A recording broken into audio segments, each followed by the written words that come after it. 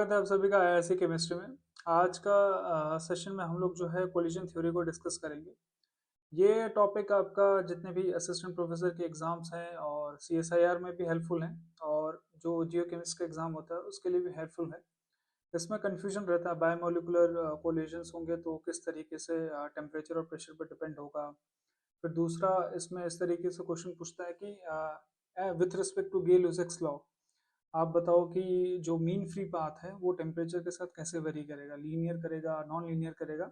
इस तरीके के क्वेश्चंस जो है पूछे जाते हैं। या कोलिजन क्रॉस सेक्शन या दो एटम्स के रेडियाई दे देगा और वो बोलेगा कि इसको घटा, मतलब रेडियाई पहले एक्स था, अब 2x कर दिया तो कोलिजन फ्रीक्वेंसी पे क्या असर आएगा। तो बेसिकली जो फैक्टर्स अफेक्टिंग है टू द कोलिजन फ्रीक्वेंसी, उनको चेंज करने से क्या क्या असर पड़ेगा कोलिजन पे, उससे रिलेटेड सवाल इस क्वेश्चन से, इस टॉपिक से आते हैं। तो collision theory basically gaseous phase के रिएक्शंस को एक्सप्लेन करते हैं। इसके अलावा हमारे पास एक और थ्योरी है जिसको हम लिंडमैन थ्योरी भी बोलते हैं, वहाँ पे भी गैसियस फेज के रिएक्शन को एक्सप्लेन करते हैं। एंड देन हमारे पास ट्रांजिशन स्टेट थ्योरी भी है, जिसमें जो और सिंप्लीफाई कर मतलब सिंप्लीफाई करके एक्सप्लेन करता है, अरेनियस थ्योरी है। एंड देन उसके बाद एंजाइम कैटालिसिस वाले पार्ट में भी हम लोग एंजाइम किस तरीके से रिएक्शन को कैरी आउट करते हैं वो भी हम डिस्कस करते हैं। तो पूरी की पूरी चेन है रिएक्शन को एक्सप्लेन करने की, जो कि इंटरकनेक्टेड है एक दूसरे के साथ। तो कोलिजन थ्योरी में पार्ट वन फैक्टर्स अफेक्टिंग में डिस्कस करूंगा, पार्ट टू में काइनेटिक्स वाले पार्ट को हम डिस्कस करेंगे, जिसमें जो रेट कांस्टेंट है और प्री एक्सपोनेंशियल फैक्टर है वो किस तरीके से वेरी करता है। जैसे अरेनियस थ्योरी एक्टिवेशन एनर्जी की बात करता है, कोलिजन थ्योरी आपकी थ्रेशोल्ड एनर्जी की बात करता है। तो दोनों किस तरीके से इंटरलिंक्ड है, किस तरीके से रिलेटेड है, वो भी हम डिस्कस करेंगे। तो इस थ्योरी में हम लोग जो है कोलिजन थ्योरी की बात करेंगे, जो कि explains gaseous phase reaction. Gaseous phase की जितनी भी रिएक्शंस होती हैं उसको ये एक्सप्लेन करता है, गैसियस फेज रिएक्शन। ठीक है। और ये थ्योरी जो भी जिस भी गैस को हम लोग डील करेंगे उसको एज ए आइडियल गैस मान के ये थ्योरी एक्सप्लेन करती है सारी चीज़ों को। तो हम गैस को आइडियल गैस की तरह कंसिडर करेंगे, और जो भी एटम्स और मॉलिक्यूल होंगे उसको एज ए हार्ड स्फीयर माना हुआ है। ठीक है। So atoms considered as hard sphere. तो ये आप ध्यान रखना। ठीक है। कभी कभी स्टेटमेंट वाइज वाले क्वेश्चंस बनते हैं तो उसमें ये चीज़ें हमें याद नहीं रहती, छोटी छोटी चीज़ें पर फंडामेंटल है। और कोलिजन थ्योरी ये कहता है कि प्रोडक्ट फॉर्मेशन, कोलिजन थ्योरी का जो फंडामेंटल स्टेटमेंट यही है कि दो मॉलिक्यूल्स आपस में कोलाइड करेंगे, प्रोडक्ट फॉर्मेशन करेंगे। वो कोलिजन जो है वो इफेक्टिव कोलिजन होना चाहिए। Effective collision leads to product formation, leads to product formation. ठीक है। तो ये अब हमें ये समझना है, सारे सवाल यहीं से बनते हैं कि कोलिजन इफेक्टिव कैसे होगा। तो इफेक्टिव कोलिजन के लिए सबसे पहले कोलिजन थ्योरी ये कहता है कि मॉलिक्यूल्स के पास जो कोलाइड करने आएंगे उनके पास थ्रेशोल्ड एनर्जी होनी चाहिए, राइट। सो मैं सिर्फ टर्म लिख रहा हूँ, आप लोग अगर लिखना चाहो तो पूरा लिख सकते हो कि मॉलिक्यूल और atom should have threshold energy. ठीक है। थ्रेशोल्ड एनर्जी वही है कि minimum energy required to carry out the collision. फिर दूसरा, प्रॉपर ओरिएंटेशन होना चाहिए। प्रॉपर ओरिएंटेशन का मतलब क्या है कि जब मॉलिक्यूल्स आपस में कोलाइड करने आए तो वो एक स्पेसिफिक डायरेक्शन या स्पेसिफिक शेप में होने चाहिए या स्पेसिफिक एंगल पे होने चाहिए, तभी वो कोलिजन इफेक्टिव माना जाएगा, अदरवाइज इफेक्टिव नहीं माना जाएगा। और यही फैक्टर आगे चल के ट्रांजिशन स्टेट थ्योरी उसको एक्सप्लेन करता है, बट कोलिजन थ्योरी का ये डिसएडवांटेज बनता है। उन्होंने बोल तो दिया कि ओरिएंटेशन फैक्टर है, बट उसको क्वांटिफाई नहीं किया, उसका कुछ एक्सप्रेशन नहीं दिया जिससे हम चीज़ों को समझ पाए कि किस तरीके की ओरिएंटेशन की बात हो रही है। थर्ड फैक्टर जो है वो ये है कि जो मॉलिक्यूल कोलिजन तो करेगा, पहले तो कोलिजन करना चाहिए, मिनिमम नेसेसिटी तो ये है कि कोलिजन करना चाहिए। भले उसके पास प्रॉपर ओरिएंटेशन हो, थ्रेशोल्ड एनर्जी हो ना हो, पहले वो कोलिजन करना चाहिए, पहले कोलाइड करेगा। तो कोलिजन करने के लिए शुड लाई इन, जो मॉलिक्यूल है should lie in collision cross section, collision cross section. Collision cross section को मैं एक्सप्लेन करूंगा इसका क्या मतलब है। कि कोलिजन क्रॉस सेक्शन का मतलब एक ऐसा क्रॉस सेक्शन का एरिया होगा जिसके अंदर अगर मॉलिक्यूल लाई करेगा तो वो उसके साथ कोलाइड करेगा, अदरवाइज वो कोलिजन नहीं करेंगे। So these are the three major factors which are responsible for effective collision. ठीक है। तो उसको डिस्कस करते हैं। सपोज करो आपके पास कंटेनर है, उसका वॉल्यूम वी है, ठीक है, और उसके अंदर बहुत सारे मॉलिक्यूल्स हैं। तो मैं एक सिंगल मॉलिक्यूल की बात कर रहा हूँ। अभी एक सिंगल मॉलिक्यूल को ही लेके चलेंगे। Suppose this is your single molecule, और कंटेनर के अंदर बाकी जितने भी मॉलिक्यूल्स हैं वो स्टेशनरी। अगर उनको अटैक करना होगा, सॉरी अटैक बोल रहा हूँ, अगर उनको कोलाइड करना है तो उसका मिनिमम कंडीशन क्या होगा? मिनिमम कंडीशन या फिर लिमिटिंग कंडीशन ये होगा कि वो कम से कम इतने डिस्टेंस पे तो होना चाहिए, राइट। अगर इससे ऊपर होगा तो कोलिजन नहीं होगा। तो मैं इसको लिमिटिंग कंडीशन मान के चल रहा हूँ। अब जरूरी नहीं है कि मॉलिक्यूल यहीं से आए, मॉलिक्यूल कहीं से भी आ सकता है, किसी भी डायरेक्शन से। तो वो यहाँ भी हो सकता है, यहाँ भी हो सकता है, यहाँ भी हो सकता है। तो इन मॉलिक्यूल्स के सेंटर्स को अगर कनेक्ट करोगे आप कुछ इस तरीके से, तो एक कोलिजन क्रॉस सेक्शन बनेगा, ठीक है। और जब ये मॉलिक्यूल, जिसको मैंने शेड कर रखा है येलो रेड कलर से, ये आगे जब बढ़ेगा म्यू एवरेज स्पीड से, तो एक वॉल्यूम का स्पैन कवर करते हुए जाएगा लाइक दिस। और ये जो वॉल्यूम होगा दिस इज सिलेंड्रिकल, और ये वाला जो एरिया है this is called collision cross section. इसी को हम बोलते हैं collision cross section. Collision cross section, जिसको फर्दर आप इम्पैक्ट पैरामीटर के फॉर्म में भी पढ़ते हो। This is called collision cross section. मतलब इस एरिया के अंदर अगर कोई मॉलिक्यूल आया दैट विल अंडरगो कोलिजन, अगर इससे बाहर है तो कोलिजन नहीं होगा। क्लियर। और इस कोलिजन क्रॉस सेक्शन का जो रेडियाई होगा, जिसको हम सिग्मा से रिप्रेजेंट करते हैं, ठीक है। और ये सिग्मा की वैल्यू क्या होगी? इन दो मॉलिक्यूल्स के रेडियाई के बराबर होगी, आर और आर। हम ये मान के चल रहे हैं सारे मॉलिक्यूल सिमिलर है, तो सभी का रेडियस क्या होगा? सिमिलर होगा, आर प्लस आर। अगर अलग अलग होगा तो R A plus R B लिखूंगा, ठीक है। तो ये इसकी वैल्यू किसके बराबर होगी? Sigma pi square, sorry pi sigma square, ठीक है। Sigma is your collision radius, cross section का एरिया अगर आपको निकालना है that will be pi sigma square. Clear. अभी जो वॉल्यूम स्पैन कर रहा है, ये सपोज करो कि यहाँ से यहाँ तक इसने कितना डिस्टेंस ट्रेवल किया? डी ट्रेवल किया। तो कितना वॉल्यूम इसने कवर्ड किया? वॉल्यूम वी इसने कवर्ड किया पाई आर स्क्वायर एच। सिलेंडर का वॉल्यूम का फॉर्मूला क्या है? पाई आर स्क्वायर एच, ठीक है। पाई आर की वैल्यू कितनी है? सिग्मा, और H is your distance travel जो कि डी है। और ये डी को भी मैं क्या लिख सकता हूँ? Speed into time. Distance is what? Speed into time. तो स्पीड वो म्यू एवरेज की स्पीड से ट्रेवल कर रहा है इंटू टाइम, दैट्स इट। तब क्लियर हो गया। So this is the volume covered by the single molecule. अब यहाँ पे कोलिजन थ्योरी को मैं आगे जैसे से एक्सप्लेन करूंगा, यहाँ मैं ये मान के चल रहा हूँ कि एक मेरा सिंगल मॉलिक्यूल मोशन में है, बाकी सभी के सभी स्टेशनरी है, राइट। और वो जो स्टेशनरी है, सॉरी जो मोशन में है, उसको मैंने शेड करके दिखा रखा है रेड कलर में, ठीक है। और एक मैं टर्म और यूज करूंगा that is n star.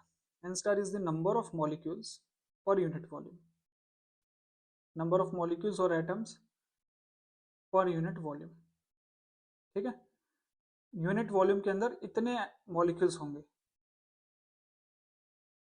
Right. तो अब मुझे निकालना है number of collision, number of collision by single molecule, number of collision by single molecule keeping other molecules stationary, other molecules stationary। ये जस्ट फॉर कैलकुलेशन पर्पस हम लोग इसको stationery मान के चलते हैं। बाद में कंडीशन लिफ्ट करेंगे एंड देन देखेंगे कि एक्सप्रेशन में किस तरीके से चेंजेस आ रहे हैं। तो यहाँ पे number of molecules by single, number of collision by single molecules keeping other molecules stationary, तो वो किसके इक्वल होगा? तो मान लो कंटेनर के अंदर 10 मॉलिक्यूल है और एक ही सिर्फ मोशन में है, तो 10 के साथ टकराएगा वो। तो 10 के साथ टकराएगा तो टोटल कोलिजन कितने होंगे? 10। तो अगर मैं एक को स्टेशनरी मार रहा हूँ, सॉरी एक को मोशन में मार रहा हूँ, बाकी सभी को स्टेशनरी, तो नंबर ऑफ मॉलिक्यूल्स के बराबर ही नंबर ऑफ कोलिजन्स होंगे। तो हम ये लिखेंगे नंबर ऑफ कोलिजन्स किसके इक्वल होगा? नंबर ऑफ मॉलिक्यूल्स, मॉलिक्यूल्स या atoms present in volume we. Volume V के अंदर जितने भी आपके एटम्स होंगे उनके नंबर के बराबर ही आपका नंबर ऑफ कोलिजन होगा, ठीक है। क्योंकि मैं मान के चल रहा हूँ कि एक स्टेशनरी है, मैं बार बार एक स्टेशनरी बोल रहा हूँ, बाकी सभी के सभी स्टेशनरी और सिंगल मॉलिक्यूल मेरा क्या है? मोशन में है। तो उस कंटेनर के अंदर जितने भी आपके एटम्स होंगे उन सभी के साथ वो कोलाइड करेगा। तो जितने एटम्स होंगे उतने ही कोलिजन। तो number of collision is basically equals to the number of atoms present in the volume V. तो वॉल्यूम वी के अंदर कितने एटम्स प्रेजेंट है? तो एन स्टार मॉलिक्यूल, ये रहा एन स्टार आपके कितने प्रेजेंट है यूनिट वॉल्यूम में, ये मतलब यूनिट वॉल्यूम के अंदर एन स्टार मॉलिक्यूल्स हैं, तो इतने वॉल्यूम के अंदर कितने होंगे? तो pi sigma square mu average into T into N star, unitary method है और कुछ नहीं। तो यूनिट वॉल्यूम के अंदर एन स्टार मॉलिक्यूल्स हैं, तो pi sigma square mu average के अंदर कितने मॉलिक्यूल्स होंगे? तो एन स्टार से उसको मल्टीप्लाई कर दो, दैट्स इट। और उतने ही नंबर ऑफ कोलिजन्स होंगे। सो नंबर ऑफ कोलिजन्स, ये मैं इसको Z1 से रिप्रेजेंट करूंगा, क्योंकि Z1 ये रहा, Z1 की वैल्यू कितनी है? Pi sigma square mu average into T into N star. अब यहाँ मैं टी को 1 सेकेंड ले लेता हूँ। 1 सेकेंड का मतलब ये सारे के सारे कोलिजन्स जो हैं पर सेकेंड हो रहे हैं। पाई sigma square mu average into n star. So basically Z1 is your number of collisions taking place by single molecule per second. So this is basically collision frequency कि पर सेकेंड कितने collision हो रहे हैं, collision frequency इसको हम बोलेंगे, ठीक है ना। तो पर सेकेंड एक सिंगल मॉलिक्यूल कितने कोलिजन्स कर रहा है? इतने कोलिजन्स कर रहा है, राइट। अब दूसरा कंडीशन जो हमने प्री कंडीशन ले रखा था उसको हम लिफ्ट करते हैं, ठीक है। उससे पहले एक चीज और मुझे बतानी है कि ये जो मैंने वेलोसिटी ले रखी है म्यू एवरेज वाली, जब भी दो मॉलिक्यूल्स आपस में टकराएंगे तो वो टकराने का स्पैन क्या होगा? 0 डिग्री से लेके 180 डिग्री तक वो किसी भी एंगल पे टकरा सकते हैं। तो मैं एवरेज अगर थीटा लेके चलूं, एवरेज थीटा मेरा कितना आएगा? 90 डिग्री आएगा। तो अगर मेरे पास दो मॉलिक्यूल्स आ रहे हैं, एक इस डायरेक्शन में, इस डायरेक्शन में, दोनों 190 डिग्री पे कोलाइड कर रहे हैं, तो उनका जो एवरेज स्पीड होगा दैट विल बी व्हाट? दोनों का रिजल्टेंट। और वो रिजल्टेंट निकल के कितना आता है? √2 म्यू एवरेज, क्योंकि दोनों ही म्यू एवरेज की स्पीड से आ रहे हैं। तो अल्टीमेटली जो Z1 में म्यू एवरेज मैंने लिखा है उसको मैं और डिफाइन करके √2 म्यू एवरेज लिखूं तो ज़्यादा सही रहेगा, क्योंकि मैंने इसको भी एवरेज कर लिया कि वो किस एंगल पे आपस में कोलाइड कर रहे होंगे। तो 0 से 180 डिग्री का मेरे पास स्पैन है, तो उसमें एवरेज एंगल कितना आ रहा है? 90 डिग्री आ रहा है, तो इसलिए जो उनका रिजल्टेंट वेलोसिटी होगा that will B √2 mu average. ये लिख लिया मैंने। मैं कंडीशन को लिफ्ट कर रहा हूँ कि all other molecules are also in motion, या all other atoms are also in motion, और ऑल्सो इन मोशन। तो उस केस में क्या होगा? तो Z1 आपको पता है ना, Z1 is the number of collision by one molecule, number of collision by one molecule keeping other in stationary phase. तो ऑल अदर एटम्स अगर मोशन में आ गए तो कितने कोलिजन्स होंगे पर सेकेंड? तो हमारे कंटेनर के अंदर, उस वॉल्यूम के अंदर कितने मॉलिक्यूल्स हैं? n स्टार है, राइट। कितने हैं? n स्टार है। तो एक कोलिजन कितने करता है? Z11 is your total number of collision. इसको हम क्या बोलेंगे? Total number of collision. Total number of collision, total number of collision कितना होगा? एक मॉलिक्यूल कितने कोलिजन करता है? Z1। तो n स्टार मॉलिक्यूल कितने करेगा? तो Z1 इंटू एन स्टार। अब इसको मैं क्या करूंगा? 2 से डिवाइड करूंगा, तो ये वैल्यू आपकी निकल के आएगी 1/√2 pi sigma square mu average n star into N star, that's it. यही है कोलिजन फ्रीक्वेंसी। अब मैंने 2 से इसलिए डिवाइड किया, 2 से डिवाइड करने का पर्पस ये है कि जब मैंने उस सिंगल मॉलिक्यूल को मोशन में रखा, बाकी सभी को स्टेशनरी में रखा, तो जब वो सभी के साथ कोलाइड कर रहा होगा तो जितने भी स्टेशनरी मॉलिक्यूल हैं उनका भी कोलिजन काउंट हो रहा होगा, राइट। जैसे मान लो कंटेनर के अंदर सिर्फ 2 ही मॉलिक्यूल है, इस तरीके से मैं इसको जो है मोशन में मानता हूँ, ठीक है, और इसको मैं रेस्ट में मानता हूँ, तो इसके लिए कोलिजन कितना होगा? 1, राइट। अब मान लो कि इसको मैंने मोशन में माना, क्लियर, और ये भी मोशन में, तो ये इसके साथ कोलाइड करेगा तो एक काउंट होगा, ये इसके साथ कोलाइड करेगा तो वो भी एक काउंट होगा। तो 2 कोलिजन नहीं बोलूंगा, कोलिजन तो एक ही हो रहा है। अगर स्पेसिफिक एक को देखोगे तो उसके लिए एक कोलिजन है, और उस बंदे जो दूसरा एटम है उसके लिए भी वो कोलिजन अब अप्लीकेबल है। तो एक कोलिजन दोनों के लिए अप्लीकेबल है, तो दो लोग मिला के एक कोलिजन को कॉन्स्टिट्यूट करते हैं। इस वजह से मैंने उसको 2 से डिवाइड किया, क्योंकि वो जब वो सिंगल मॉलिक्यूल सभी स्टेशनरी से कोलाइड किया होगा तो जितने भी स्टेशनरी थे उनका भी कोलिजन हुआ होगा। अब बशर्ते कि हमने उनको स्टेशनरी मान रखा था, लेकिन अब मैं उनको मोशन में मान रहा हूँ तो उनके भी वो कोलिजन्स काउंट हुए होंगे, इसलिए मैंने उसको 2 से डिवाइड कर दिया so that double collision count ना हो। That's it. तो ओवरऑल जो मेरे पास Z11 आया, Z11 is equals to √2 pi sigma square mu average n2 n star into n star. That's it. अब ये Z11 क्या है, ये बहुत ध्यान से देखो। Z11 is the total number of collision, total number of collision. और यहाँ 11 का मतलब यह है कि all atoms are similar, all atoms are same. मतलब सारे हीलियम के होंगे तो हीलियम को बोलेंगे, अगर सारे आर्गन के हैं तो सारे आर्गन को बोलेंगे, अगर मेरे पास सारे N2 मॉलिक्यूल्स हैं तो सारे के सारे N2 मॉलिक्यूल्स हैं। ठीक है, उस तरीके से। या हो सकता है कि आपको अलग अलग तरीके से भी दे दें, उसमें कह दे कि एक हीलियम के हैं और एक आर्गन के हैं, तो उस केस में इसका एक्सप्रेशन कुछ इस तरीके से होगा, उसको मैं ZAB लिखूंगा। And ZAB is what 1/√2 pi sigma AB square हो जाएगा। ठीक है, sigma is the collision cross section. ठीक है, तो सिग्मा की वैल्यू क्या हो जाएगी, RA प्लस RB हो जाएगी, अगर मैं अलग अलग मॉलिक्यूल्स को कंसिडर कर लेता हूँ तो। ठीक है, और mu average is this, mu average से स्पीड तो सभी के लिए सेम ही है, और एन स्टार ए हो जाएगा और एन स्टार बी हो जाएगा, और उसमें कोई चेंजेस नहीं हो अगर दो टाइप के मॉलिक्यूल को कंसिडर करके चल रहे हो तो, हीलियम और आर्गन। ठीक है, अलग अलग। तो ये आपका हो गया कोलिजन फ्रीक्वेंसी। अब यहाँ पे वो पूछता है टेम्परेचर डिपेंडेंस और प्रेशर डिपेंडेंस। तो हमें पता है कि म्यू एवरेज की वैल्यू, मैं आप Z11 को ही लेके मैं सारी चीजें सॉल्व कर रहा हूँ, सिमिलरली आप ZAB के लिए भी कर लोगे, क्वेश्चन इससे पूछे जाते हैं Z11 से। तो म्यू एवरेज हमें पता है किसके इक्वल है, 8RT/πm। ठीक है, अब यहाँ पे mu average is proportional to what, proportional to √T। और जो Z11 है यहाँ पे n स्टार की वैल्यू अगर मैं लिखूं तो PV इज इक्वल्स टू क्या होता है, nRT होता है, और n की वैल्यू क्या होती है, number of molecules upon Avogadro number, जिसको मैं लिख रहा हूँ n0 से। PV, तो P इज इक्वल्स टू क्या हो जाएगा, n/v, और ये हो जाएगा R/n0 इंटू टी। n/v क्या है, नंबर ऑफ मॉलिक्यूल्स पर यूनिट वॉल्यूम, जिसको मैंने n स्टार से लिखा था। R/n0 क्या है, आपका बोल्ट्जमैन कांस्टेंट, और ये है T।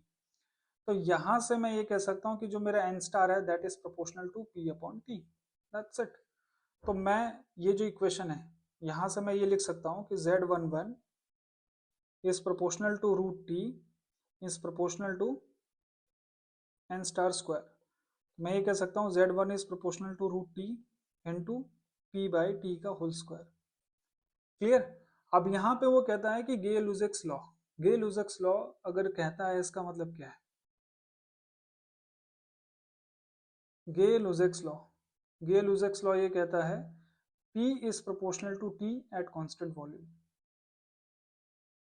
तो कांस्टेंट वॉल्यूम भी बोल सकता है या बोल सकता है कि गे-लुजेक्स लॉ को फॉलो करवाओ। तो उस केस में आप क्या कहोगे, कांस्टेंट वॉल्यूम पे P is proportional to T। तो उस केस में मैं क्या करूंगा, P और T को इजिली रिप्लेस कर सकता हूँ, राइट और रॉन्ग। तो उस केस में आप क्या करो, यहाँ पे P और T को अगर आप सेम रखोगे तो बेसिकली क्या बचेगा, 1 बचेगा।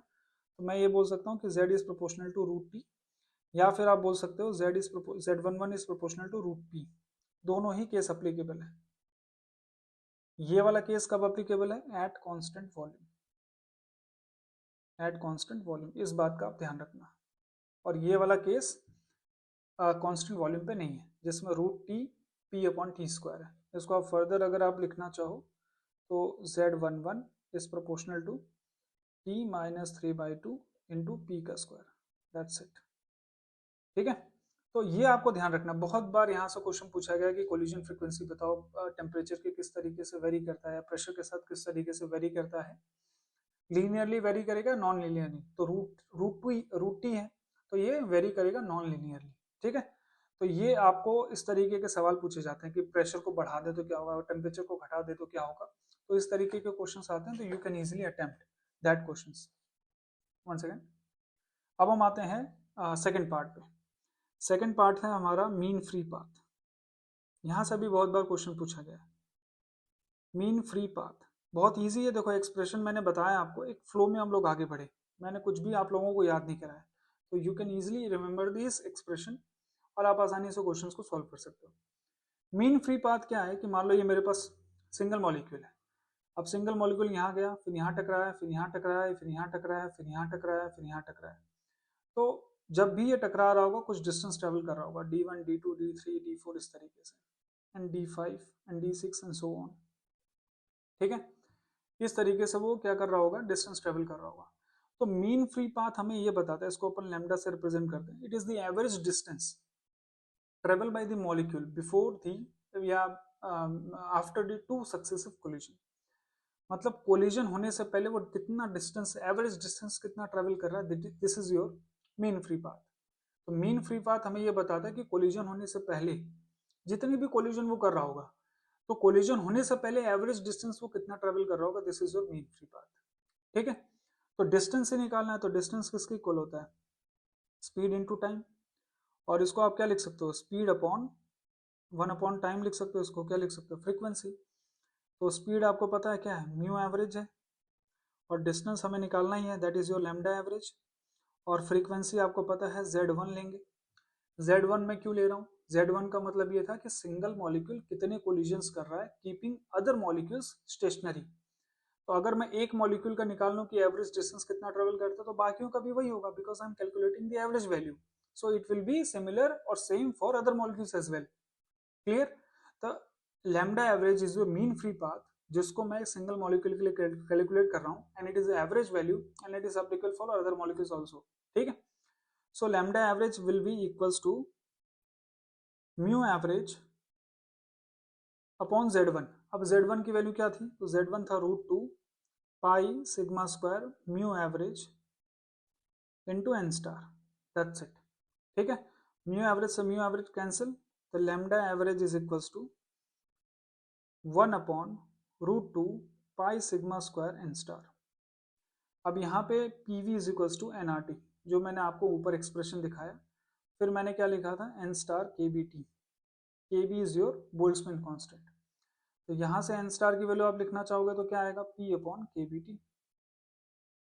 अब आप लैम्डा एवरेज को लिखो अब इस तरीके से, तो ये आ जाएगा आपका 1 ये आ जाएगा KBT √2 pi sigma square into P. यहाँ से मैं ये कह सकता हूँ कि lambda average is proportional to T/P। Again यहाँ पे आपको वो फिर से ले जाएगा कहाँ पे, एट कांस्टेंट वॉल्यूम पे। तो कांस्टेंट वॉल्यूम के केस में क्या होगा, P और T दोनों प्रोपोर्शनल होंगे और लैम्डा एवरेज की वैल्यू क्या हो जाएगी, कांस्टेंट हो जाएगी, it will be a single constant value. If you increase the temperature, तो लैम्डा एवरेज की वैल्यू क्या हो जाएगी, बढ़ जाएगी। If you decrease the pressure, lambda average की वैल्यू अगेन बढ़ जाएगी, ठीक है। तो अगर इस तरीके के क्वेश्चंस आते हैं मीन फ्री पाथ से, तो you can easily calculate these values. यहाँ पे मैं एक फ्लो में ही हम लोग आगे बढ़े हैं, so that you can easily calculate all these values very easily, ठीक है।